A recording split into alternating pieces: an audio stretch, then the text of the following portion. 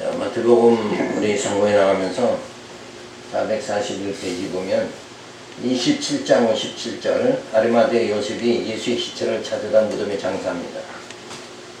전문을 쓸 때에 아리마대 부자 요셉이라 하는 사람이 왔으니 그도 예수의 제자 빌라도에게 가서 예수의 시체를 달라 하니 빌라도가 내어주라 분부하거늘 요셉이 시체를 가져다가 정한 세마포로 싸서 바위 속에 판 자기 새 무덤에 넣어두고 큰 돌을 굴려 무덤 문에 놓고 가니 거기 막달라 마리아와 다른 마리아가 무덤을 향하여 앉았더라. 예수의 시체를 요셉이 빌라도에게 달라 하여 바위 속에 판 자기의 무덤에 놓고 큰 돌을 굴려 무덤 문에 놓고 갑니다. 자, 그러니까 이스라엘 유대인들의 그 장사 풍습은 우리 한국과는 다르죠. 한국은 땅을 파가지고 이렇게 무덤을 만들고 이러는데 여기는 바위를 파가지고 그 속에다가 놓다. 그러니까 누구도 이게 쉽게 가져갈 수 없도록 그런 상황이다. 그리고 큰 돌을 문 앞에 불려가지고 이렇게 막아놨습니다. 자, 바위로 만든 무덤은 아주 견고함으로 아무나 부수고 시체를 훔쳐갈 수가 없다. 그러니까 예수님이 분명하게 뭐 했다는 거예요? 죽으셨다. 이게 입증이 되는 거죠. 자, 예수님이 오시기 전에 740년 이사야를 통해서 그가 죽은 후에 부자와 함께 되었도다라고 이사야에 예언된 말씀은 예수님이 부자의 무덤에 들어갈 것을 미리 무덤까지도 예수님의 잉태와 출생과 피난 생활과 그 다음에 성장의 모든 과정, 그 다음에 죽으시고 무덤에까지 들어가실 거. 그러니까 하나도 예언이 안 된 게 있어요, 없어요? 하나도 예언이 안 된 게 없다. 그러면 예언대로 성취됐죠. 언약대로 성취됐으니까 뭐예요? 이런 말씀 우리가 상고하면 믿음이 주어져야 된다. 믿음은 우리에게 하나님이 주시는 믿음은 한치의 오차도 없어요. 틀림없이 이렇게 무덤까지 부자의 무덤에 들어갈 것까지도 이사야 선지자를 통해서 예언이 되어져 있다. 그래서 이러한 사실들을 보니까 우리는 예언대로 예수는 그리스도다. 이게 믿어지게 되어지는 거죠. 아리마대 요셉이 예수의 시체를 찾아든 무덤에 장사했습니다. 요셉은 예수의 시체를 달라고 빌라도에게 요청하죠. 빌라도는 예수의 시체를 메어주라 분부를 합니다.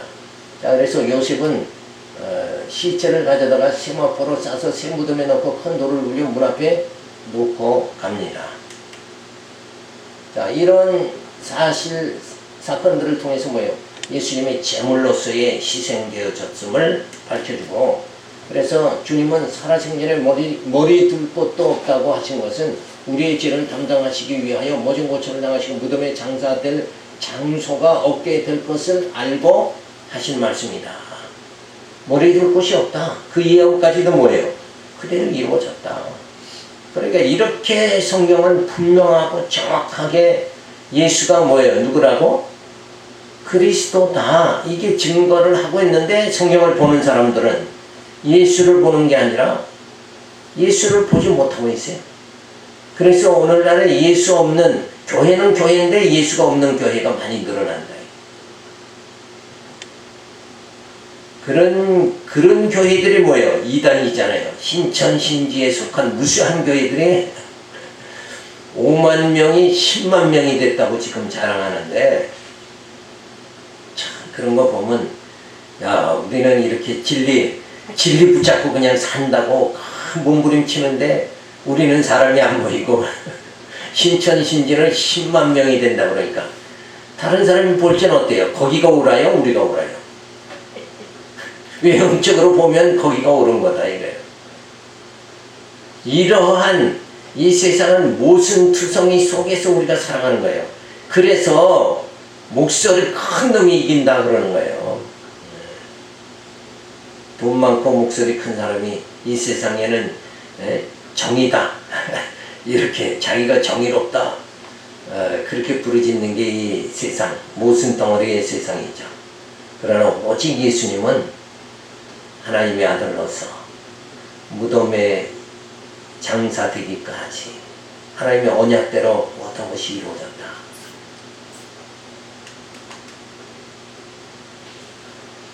자, 그래서 이렇게 예수님이 죽으시고 그 시체를 무덤에, 돌무덤에 안치하는 그런 모습이죠. 예수님께서 무덤에 장사되시는 모습. 자, 27장 62절 보면 빌라도가 파수꾼들로 예수의 무덤을 굳게 지키도록 합니다. 그 이튿날은 예배일 다음 날에 대제사장과 바리새인들이 함께 빌라도에게 모여 가로되 주여 저 유혹하던 자가 살았을 때에 말하되 내가 사후에 다시 살아나리라 한 것을 우리가 기억하노니 그러므로 분부하여 그 무덤을 사흘까지 굳게 지키게 하소서. 그의 제자들이 와서 시체를 도둑질하여 가고 백성에게 말하되 그가 죽은 자 가운데에서 살아났다 하면 후에 유혹이 전보다 더 될까 하나이다. 아니 빌라도가 가로되 너에게 파수꾼이 있으니 가서 신대로 굳게 하라 하거늘 저희가 파수꾼과 함께 가서 돌을 임봉하고 무덤을 굳게 하니라. 자, 혹시라도 예수님이 살아나서 전보다 더 많은 사람을 유혹하게 되면 어떡하냐고 무덤을 지키겠다고 그러죠. 저가 살았을 때 말하되 내가 사후에 다시 살아나리라 한 것을 우리가 기억하노니 혹시 제자들 시체를 훔쳐가고서 살아났다고 할지 모르니 파수꾼을 세워 굳게 지켜달라고 요청을 합니다. 자, 그러면서 예수의 죽음은 틀림이 없는 사실이고 다시 살아나심도 사실이라는 것을 증거하기 위해서 무덤을 어때요? 지키게 이렇게까지도 합니다. 그러니까 엉뚱한 생각 조금도 가지지 못하도록 이렇게 철저하게 이 역사적인 사실이 기록되어졌다는 것, 이런 걸 우리가 확인할 수가 있습니다. 빌라도가 파수꾼들로 예수의 무덤을 굳게 지키도록 하죠. 대제사장들의 시체를 훔쳐간 후에 살았다고 하며 백성들을 유혹할 것이가 무덤을 굳게 지켜달라고 요청합니다. 빌라도는 무덤을 임봉하고 파수꾼을 시켜 무덤을 굳게 지키도록 그렇게 합니다. 자, 이런 사건들을 통해서 제사직을 예수님이 수행하시죠. 자, 그러면서 제물로서 희생이 확실하게 되어졌다 하는 것을 이렇게 확인하도록 만들어줍니다. 따라서 사람들의 사악성을 하시고 예수님이 죽으심과 부활하심을 부정하지 못하도록 하기 위하여 빌라도로 하여금 무덤을 임봉하고 무덤을 굳게 지키도록 역사하신 것이다. 자, 이렇게 해서 예수의 죽음도 확실하고 부활도 확실하다. 이거를 이미 증거가 이때 다 됐죠. 그런데도 오늘날 자유신학자들은 예수가 부활한 게 아니다 이런 주장을 하고 있다는 거. 이미 증거가 다 됐는데, 역사적으로 증거가 됐는데 아직도 부인하고 있다는 것은 완전히 뭐예요? 인본주의다 이렇게 볼 수밖에 없는 거예요. 자, 그러면서 세 번째 제사직의 성과입니다. 사망에 대한 승리입니다. 안식 후 첫날 예수께서 다시 살아나서 갈릴리로 가십니다. 예수의 부활은 곧 뭐예요? 사망을 이기는 것이다. 사망을 이기는. 그래서 우리도 예수님과 함께 어때요? 사망을 이기고 하나님의 신령한 날에 우리가 다 들어가게 되어진다는 것을 분명히 알 수가 있습니다. 안식일이 다하여 가고 안식 후 첫날이 대려는 미명의 막달라 마리아와 다른 마리아가 무덤을 보려고 왔더니 큰 지진이 나며 주의 천사가 하늘로서 내려와 돌을 굴려내고 그 위에 앉았는데 그 형상이 번개 같고 그 옷은 눈같이 희건을 수집하던 자들이 저를 무서워하여 떨며 죽은 사람과 같이 되었더라. 천사가 여자에게 일러 가로되 너희는 무서워 말라. 십자가에 못 박이신 예수를 너희가 찾는 줄을 내가 아노라. 그가 여기 계시지 않고 그의 말씀하신 대로 살아나셨느니라.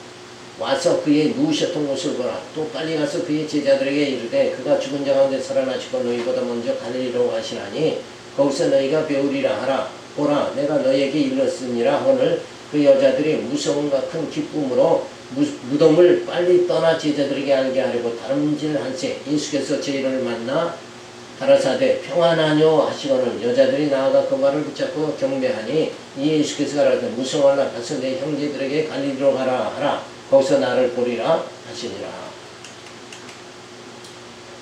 자, 무덤을 막았던 돌이 굴려내지고 그 위에 천사가 앉아 있습니다. 그래서 이렇게 큰 돌로 막았던 것이 다 물러나 버리게 이렇게 만든 게 하나님의 역사다 하는 거죠. 자, 막달라 마리가 천사를 보고 무서워하죠. 천사가 무서워 말라 말씀하신 대로 살아나셨느니라. 갈리로 가시나니 거기서 너희가 배우리라. 그러니까 예수님이 죽으시기 전에 예언하기를 언약하기를 어때요? 내가 살아나서 갈릴리로 가겠다. 근데 제자들은 뭐예요? 이 말을 믿지 못했죠. 그러니까 구약에서도 아브라함에게 하나님께서 너를 저주하는 자는 내가 저주하고 너에게 복을 비는 자는 다 복되게 하겠다 하는 말씀을 줬어도 저가 믿지를 못하니까 애굽에 나가서 또 그랄에 가서 아내를 누이라고 속이는 일을 하죠. 그러니까 그 믿음이 없기 때문에 그렇게 되어지는 것이다. 그러니까 항시 믿음은 뭐예요? 하나님의 언약이 그대로 이루어진다. 여기서 믿음이 주어진다는 거. 그러니까 성경을 우리가 계속 상고해야 되는 이유는 뭔가? 성경의 언약과 성취를 통해서 뭐예요? 우리가 믿음을 가지게, 그래서 부활의 신앙을 가질 수 있도록, 그리고 신령한 나라에 대한 그 소망이 분명하도록 되기 위해서, 그래서 성경을 우리가 상고해야 되는 거죠. 막달마리가 제자들에게 이러한 사실을 알리러 달려가다가 예수를 만나니 예수님께서 무서워하라 가서 내 형제들에게 갈리로 가라 하라 거기서 나를 보리라 하신다. 자, 예수님을 이렇게 부활하신 예수님을 여인들이 만났죠. 이건 어떻게 부인할 수 없는 사실이 아니냐 이거예요. 그런데도 못 믿는다는 것은 저가 어떤 사람이기 때문에 그래요. 불택자이기 때문에 그런 겁니다. 자, 예수님이 오시기 전에 605년에 다니엘을 통해서 땅의 티끌 가운데서 자는 자 중에서 많은 사람이 깨어나 영생을 받는 자도 있겠고, 이렇게 예언대로 예수님 뭐예요? 부활하셨다. 자, 그래서 우리가 이제 예수님이 오셔서 죽었던 영을 다시 살려주셔서 우리가 육체로 살아가는 것이 아니라 영으로 살아가도록 우리가 그리스도의 영으로 성령의 인도함을 받아서 그리스도의 영으로 살아가게 되어졌기 때문에 이제는 우리가 어디에 갈 것인가? 하나님의 신령한 그 나라에 들어가게 되어진다. 이것은 너무나도 분명한 거죠. 자, 안식 후 첫날 예수께서 다시 살아나서 갈릴리로 가십니다. 천사들이 지진하며 천사가 돌을 굴려내고 무서워 말라 말씀하시던 대로 살아나셨다고 천사가 말해줍니다. 자, 그때 예수님이 나타나셔서 무서워 말라 갈릴리로 가라 거기서 나를 보리라 하고 말해줍니다. 자, 이런 사실을 통해서 제사직의 성과는 사망에 대한 승리입니다. 예수님께서 사망 권세를 이기시고 부활하심으로 승리하셨기 때문에 우리가 부활함을 받는다는 사실은 틀림없는 사실로 확정이 되어진 것이니 아무도 부인할 수가 없다. 그래서 우리는 죽음을 뭐예요? 두려워하지 말아야 된다. 죽음과 우리는 뭐예요? 상관이 없게 되어졌다. 자, 죽음도 두려워하지 않는다 그러면 이 세상에서 좀 가난하게 사는 거 두려워할 게 없는 거죠. 좀 병드는 것도 두려워할 게 없는 거다. 왜? 육체는 뭐예요? 육체는 후패하나, 겉사람은 후패하나, 속사람은 우리의 영은 날로 새로워져서 하나님의 신령한 나라에 들어가는 건 틀림이 없다. 그게 믿어지면 우리의 신앙생활은 뭐예요? 담대함이 주어진다. 조금 더 흔들림이 주어질 수가 없는 것이다. 이건 너무나도 분명한 거죠. 그래서 우리가 이 땅에서 두려워할 게 아무것도 없다. 왜 그런가? 모든 만사가 어떻게? 하나님의 작정대로 되어진다. 죽는 것도 사는 것도 하나님의 작정대로 되어진다. 이게 믿어진다 그러면 그걸 그 믿음이 주어지기 위해서 우리가 이렇게 주일마다 모여서 성경을 상고하는 거다. 근데 몇십 년을 신앙생활하고도 그 믿음이 안 주어진다. 죽음을 두려워한다. 이러면은 어때요? 그건 공부를 제대로 안 한 거지 뭐. 성경이 틀렸다고 할 수가 없잖아요. 성경은 이렇게 역사적으로 기록이 됐고 틀림없는 건데 누가 못 믿는 거예요? 우리가 못 믿는 거지. 사람이 못 믿는 거지. 그래서 하나님의 그 역사 섭리는 하나님의 작정대로 한치의 오차도 없이 진행되어지고 있다. 이것을 성경을 통해서 우리가 자꾸 믿어지도록 그렇게 되어지는, 그래서 말씀으로 뭐예요? 훈련이 되어져야 돼. 연단, 말씀의 연단이 주어져야 우리는 승리의 삶을 살게 되어진다는 거죠. 그러니까 기생 라합이 정탐꾼을 살려주고 그 가족이 구원받을 수 있었던 건 뭐예요? 그 소문을 듣고 그랬죠. 소문만 들어도 라합은 믿음이 주어졌는데 오늘 우리에게는 뭐가 주어졌어요? 눈으로 볼 수 있게, 손으로 만질 수 있게 이 계시의 말씀이 우리들에게 주어졌잖아요. 그런데도 믿지 못한다 그러면 누구보다 못한 거예요? 기생 라합보다도 못한 거다. 그리고 저 소돔 고모라 성같이 그 백성같이 우둔한 자가 돼버리고 만나요.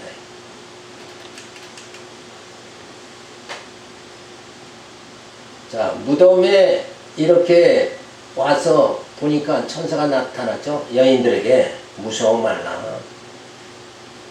언약대로 예수님은 살아나셔서 어디로 가셨다? 갈릴리로 가셨다. 예수님께서 죽음을 이기고 부활하십니다. 자, 28장 11절을 보면 대제사장들이 예수의 부활을 숨기려 군병들을 매수합니다.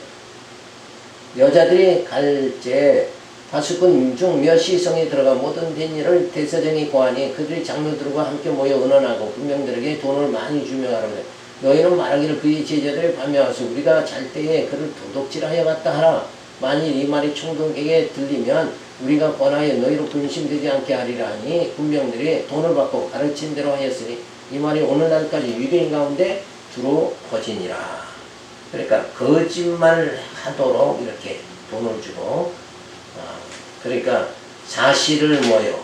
왜곡시키도록 이렇게 만듭니다. 자, 그래서 법정에서도 사실대로 구하지 않고 사실을 왜곡시키는 자들을 뭐라 그럽니까? 그건 거짓 증인이다 이러잖아요. 거짓 증인. 그러니까 이때도 거짓 증인을 세우는 어리석은 일들을 하죠.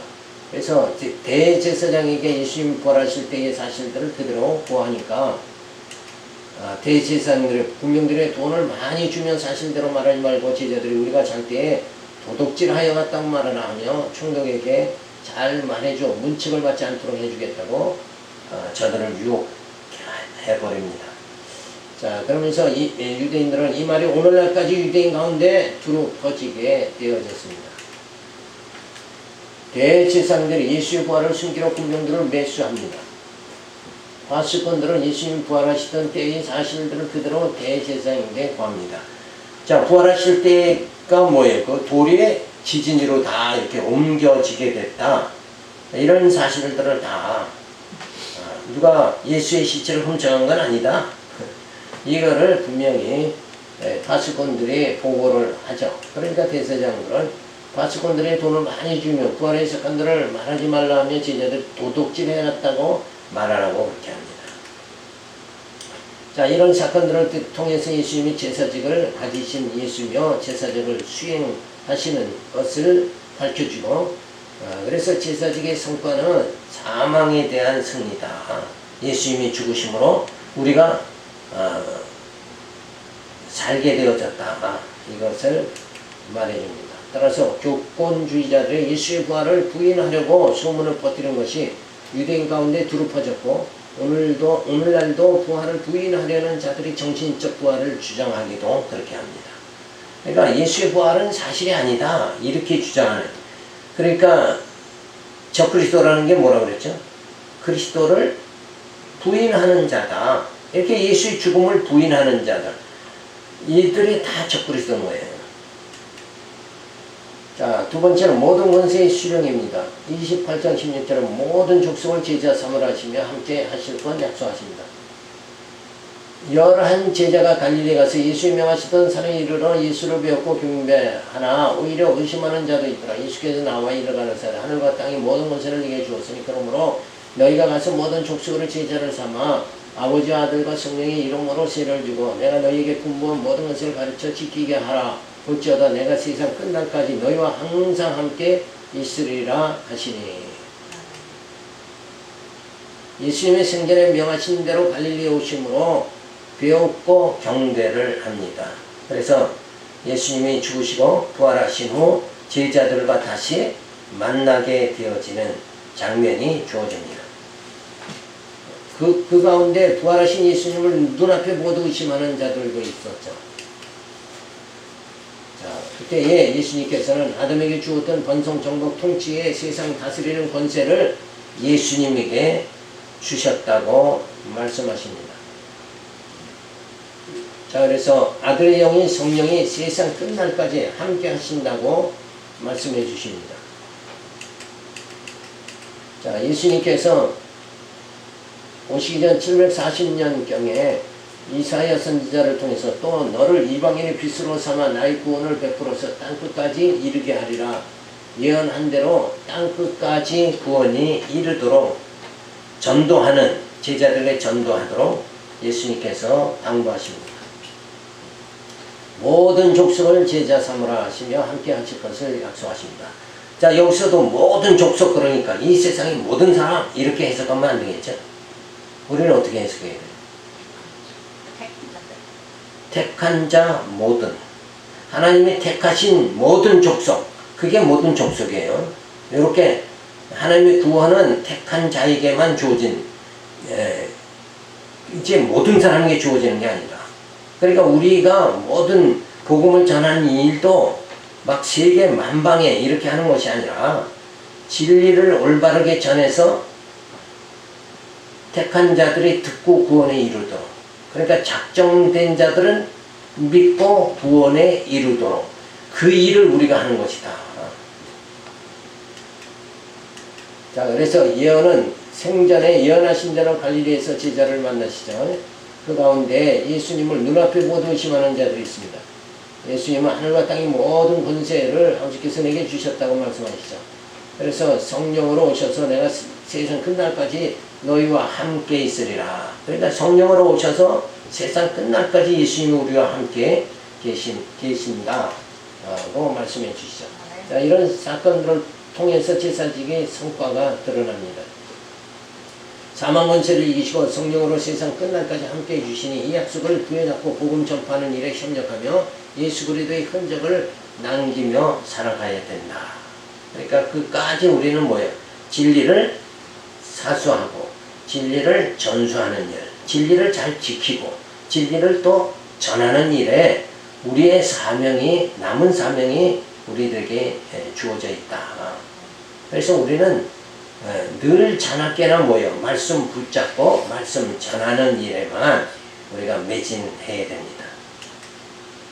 자, 그래서 예수님은 모든 권세를 수령하셨다는 말씀을 해주십니다. 자, 예수님께서 함께 하실 것을 약속하며 복음을 전하라고 제자들에게 말씀을 해주십니다. 자, 그래서 우리의 소원은 남북 통일이 아니라, 물론 그것도 소원해야 되겠지만 진짜 복음이, 이 올바른 복음이 땅끝까지 전파되기를 늘 소원하고 그 일을 우리가 협력하는 그런 믿음의 생활을 해나가야 됩니다. 자, 이렇게 해서 마태복음 말씀을 전부 마칩니다. 자, 이어서